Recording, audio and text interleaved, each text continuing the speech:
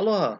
We are Lee and Tanya Barbero with this week's Marriage in a Minute message Managing Money. Money can be the source of great blessings, but it also can create conflict and misunderstandings in marriage. Perhaps this is why in our wedding vows we promise to be true to each other for richer or poorer. In this time of COVID 19 and all the changes and challenges that have come with it, the issue of money and how to manage it has been a big struggle for many, including us. We have had to face unemployment, the decrease in our income source, and the increase of difficult conversations and arguments about finances. But even before this year, how we were handling our finances was one of the areas that triggered many conflicts for us as a couple.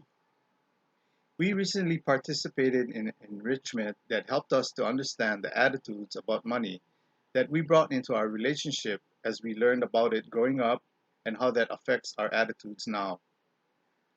For me, I developed attitude and behaviors about money as a child by the examples of my parents and picking up on their thoughts and actions about finances.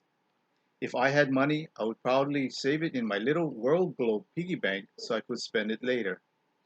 I felt so proud that I saved enough coins to buy french fries and a small drink from Dairy Queen, knowing I paid for it all by myself.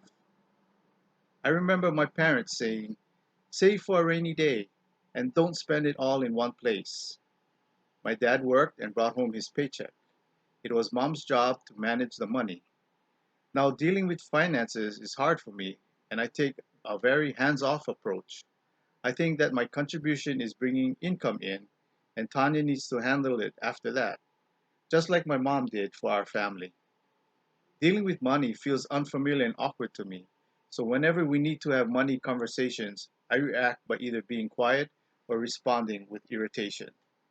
When I was a child and had money, I would find a way to spend it.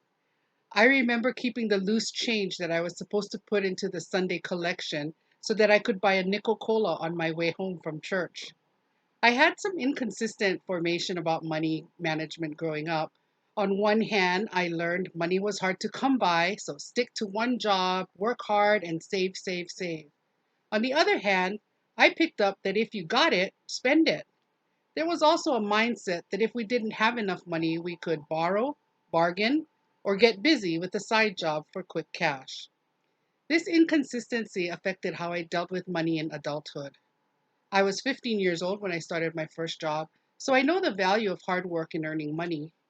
But I also found it easy to spend whatever I earned on others and myself.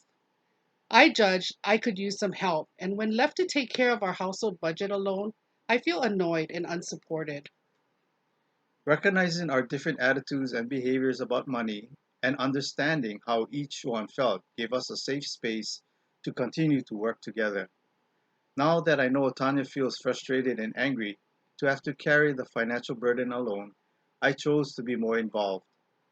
And my unmet expectation for Lee to be the one to handle the money was cleared up when he shared that he was unfamiliar and uncomfortable because he never had to deal with it in the past. Communication and sharing our feelings about the area of finances is a key to keeping this area from becoming a major problem in our relationship. Even if we have very different attitudes about money, we can learn to work together in our marriage in this area of finances. Until next time, Love love and and enjoy! enjoy!